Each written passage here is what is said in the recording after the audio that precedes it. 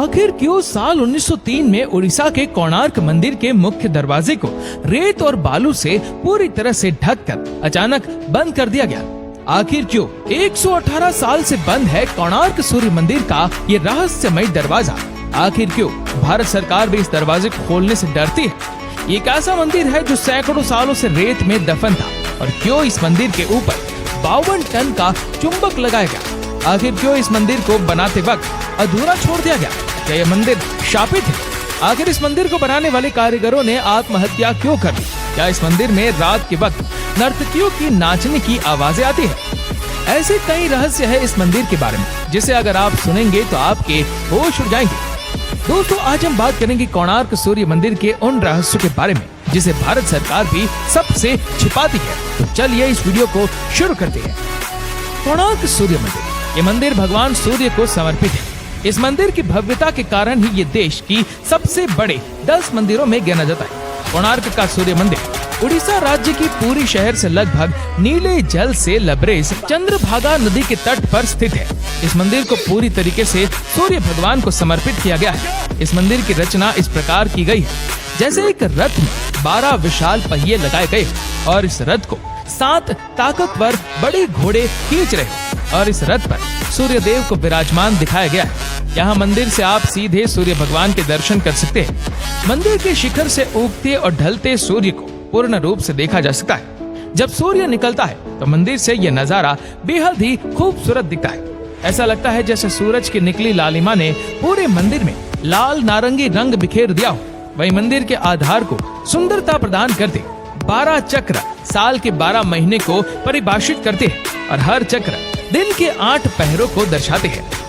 ये मंदिर 2 भागों में बना हुआ है, जिसमें से पहले भाग नट मंदिर में सूर्य की किरणें पहुंचती और कहा जाता है कि कांच या हीरे जैसी धातु से वे इस मंदिर की प्रतिमा पर पड़ती थी, जिससे इसकी छटा देखते ही बनती थी। वही मंदिर की कलाकृति में इंसान हाथी और शेर से दबा है, जो कि पैसे और घमंड का घोतक है और ज्ञान वर्धक भी है। इस मंदिर के बारे में कहा जाता है कि श्री कृष्ण के पुत्र साम को श्राप से कोढ़ रोग हो गया था। उन्हें ऋषि कटक ने इस श्राप से बचने के लिए सूरज भगवान की पूजा करने की सलाह दी थी। साम ने मित्रवन में चंद्रभागा नदी के सागर संगम पर कोणार्क में 12 वर्षों तक तपस्या की और सूर्य देव को प्रसन्न किया। सूर्य देव जो सभी रोगों के नाशक थे, इनके रोग का भी अंत कर दिया, जिसके बाद साम ने सूर्य भगवान का एक मंदिर निर्माण करने का निश्चय किया। अपने रोग नाश के उपरांत चंद्रभागा नदी में स्नान करते हुए उन्हें सूर्यदेव की मूर्ति मिली। ये मूर्ति सूर्यदेव का शरीर के ही भाग से देव शिल्पी श्री विश्वकर्मा ने बनाई थी। सांप ने अपने बनवाए मित्र वन में एक मंदिर में इस मूर्ति को स्थापित किया और तब से ये स्थान पवित्र माने जाने लगा। कोणार्क के बारे में ये भी कहा जाता है कि यहाँ आज भी नर्तकियों की आत्माएं आती है।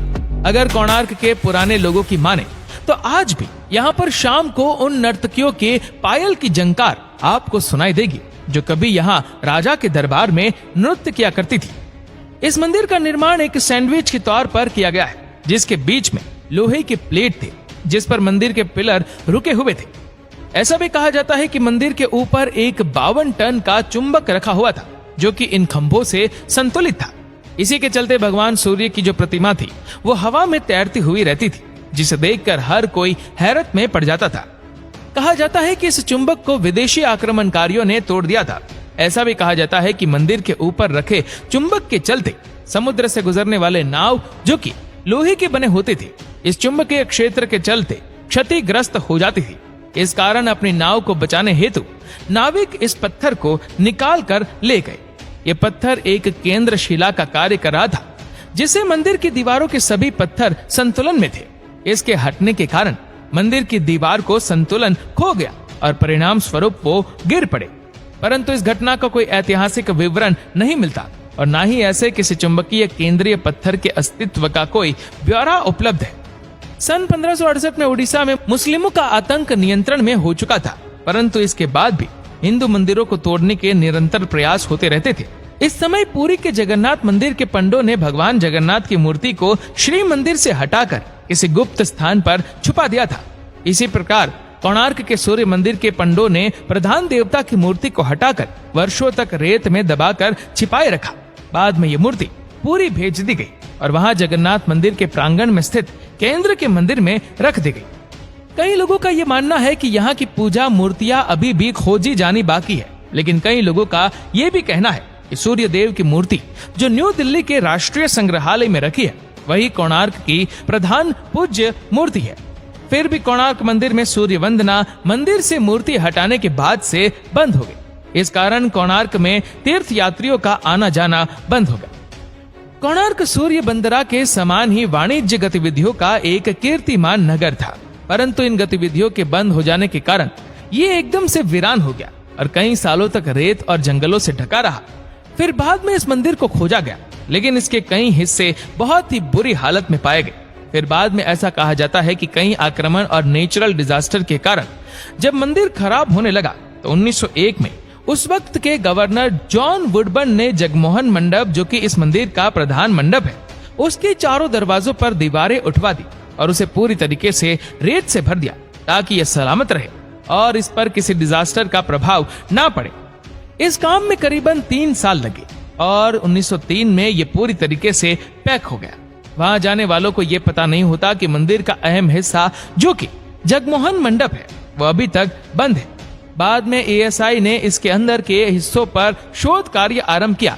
कई बार लोगों के दर्शन हेतु इस मंदिर के मुख्य दरवाजे को खोलने की बात कही गई, परंतु 118 साल बीत गए और आज भी ये आलम है कि ये बंद है।